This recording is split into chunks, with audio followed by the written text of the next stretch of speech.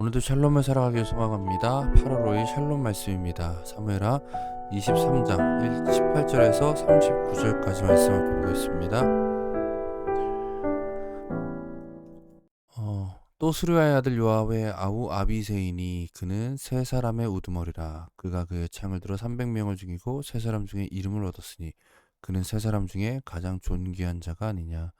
그가 그들의 우두머리가 되었으나 그러나 첫 세 사람에게는 미치지 못하였더라. 어, 어제 제가 그 우물물에서 물을 길러온 세 사람을 이름 없는 세 사람이라고 이렇게 있었는데, 보통 이제 23장 8절부터 나오는 그 요셉 바세벳이나 엘르아살, 그리고 또 삼마, 이런 사람들을 세 사람, 그 우물에 물을 갖다 준 세 사람이라고 보기도 하고요. 여기도 보면 또 세 사람이 등장하거든요. 여기 세 사람은 아비새가 포함된 세 사람이죠.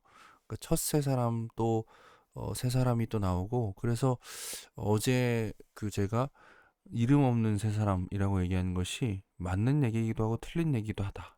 그럼 그게 중요한 건 아니고요. 하나님께서 그들의 충성을 기억하셨다라는 것이 훨씬 더 중요하겠죠. 어쩌면 그 하나님께서 그들의 이름을 강조하려는 것이 아니라 그들이 했던 충성됨을 강조하기 위해서 그 세 사람의 이름을 구체적으로 명시하고 있지 않은 것 같이 보이기도 합니다. 지금 어제 제가 녹음을 못해서 그 무슨 얘기하는가 이렇게 생각하시면 안 됩니다. 앞에 본문을 좀 읽어 오셨을 거라고 믿습니다. 또 갑스엘의 용사 손자 여호야다 아들 분야니 그는 용맹스러운 일을 한 자라. 일찍이 모압 아리를 아들 둘을 죽였고 또 눈이 올 때에 구덩이에 내려가서 사자 한 마리를 쳐 죽였으며 또 장대한 애굽 사람을 죽였는데 그의 손에 창이 있어도 그가 막대기를 가지고 내려가 그 애굽 사람의 손에서 창을 빼앗아 그 창으로 그를 죽였더라. 여호야다 아들 분야가 이런 일을 행하였으므로 세 용사 중에 이름을 얻고 30명보다 존귀하나 그러나 세 사람에게는 미치지 못하였더라. 이제 여기서의 세 사람은 제일 처음에 언급한 세 사람을 언급하는 건 맞는 것 같은데, 계속 3단위로 뭔가 얘기하고 있죠. 다윗이 그를 세워 시대 대장을 삼았더라. 요압의 아후 아사엘은 30명 중 하나예요. 그러니까 처음 세 사람과 30명을 또 구분하기도 하고요. 또 베들레헴 도도의 아들 엘하난과 하롯 사람 사뭇과 하롯 사람 엘리가와 어, 발디 사람 헬레스와 드고아 사람 이게스의 아들 이라와 아다노 사람 아비에셀과 후사 사람 무분네와 아와 사람 살몬과 느도바 사람 마아레와 느도바 사람 바나의 아들 헬렙과 베냐민 자손에 속한 기브아 사람 리베의 아들 이때와 비나돈 사람 분하야와 가세 시내가에 사는 히떼와 아르바 사람 아비 알본과 바루훔 사람 아스마웻과 사알본 사람 엘리아바와 야센의 아들 요나단과 하말 사람 삼마와 아랄 사람 사랄의 아들 아히암과 마아가 사람 손자 아하스베의 아들 엘리벨렛과 길롯 사람 아히도벨의 아들 엘리암과 갈멜 사람 헤스레와 아랍 사람 바레와 소바 사람 나단의 아들 이갈과 갓 사람 바니와 암몬 사람 셀렉과 스로의 아들 요압의 무기를 잡은 자 부에롯 사람 나하레와 이델 사람 이라와 아델 사람 가렙과 헷 사람 우리아라. 이상 총수가 37명이었더라. 다윗의 용사들의 명단이 쭉 나열되는데 특징은 굉장히 다양한 지파와 다양한 지역의 사람들이 다윗이라는 이름을 하나를 두고 모였다라는 것이 굉장히 중요한 의미가 있겠죠. 이들 모두가 다윗의 충성을 다했던 그런 용사들이었고요. 마지막에는 이제 우리아가 언급되고 있고 총수로 세면 36명이라고 하더라고요. 제가 세보진 않았습니다. 36명이라고 하는데 37명이라고 표기된 이유가 뭘까요? 요압이 빠졌습니다. 요압이 다윗의 군대 장관이고 사실 최고 사령관 같은 역할을 가지고 있으나 우리가 알다시피 요압은 계속 다윗을 힘들게 했죠. 나중엔 다윗이 유언을 통해서 요압을 용서하지 말라라고까지 합니다. 그래서 요압의 이름을 뺐으나 그래도 용사라는 것에만큼은 변함이 없기 때문에 이렇게 37명이라고 얘기해 주는 것으로 다윗의 용사들이 정리됩니다. 우리 말씀을 좀 정리해 보겠습니다. 다윗 곁에 용사로 살아감. 다 사람들은 다윗에게만 주목합니다. 그러나 다윗의 곁에는 용사들이 있었습니다. 이 용사들은 대부분 다윗만큼 혹은 다윗보다 더 잘 싸우는 자들이었습니다. 어찌 보면 한 명 한 명이 주인공이 될 만한 역량을 가지고 있었죠. 그러나 그들은 자신에게 맡겨진 자리를 인정했습니다. 자신이 왕이 되려 하는 대신에 자신이 가진 힘으로 왕에게 충성했습니다. 모두가 주인공이 되려고 하면 그 공동체는 제대로 세워질 수가 없습니다. 각자 자기의 자리를 지킬 때 함께 세워져 가는 것이죠. 우리 몸에 수많은 지체가 있으나 모두가 다 눈을 하려 그러면 몸이 제대로 유지되지 않겠죠. 모두가 다 귀가 되려고 해도 유지가 되지 않을 겁니다. 각자 자기의 자리의 위치를 지키는 게 더 중요합니다. 내가 주인공이 되지 않아도 하나님께서는 우리를 기억하십니다. 이 사실을 기억하십시오. 그래서 우리는 높아지려 발버둥치지 않고 지금의 자리에서 충성을 다해 살아갈 수가 있습니다. 두 번째로요. 우리의 앞에 다윗을 기억하십시오. 다윗의 용사 37명의 마지막 명단에 우리아가 언급됩니다.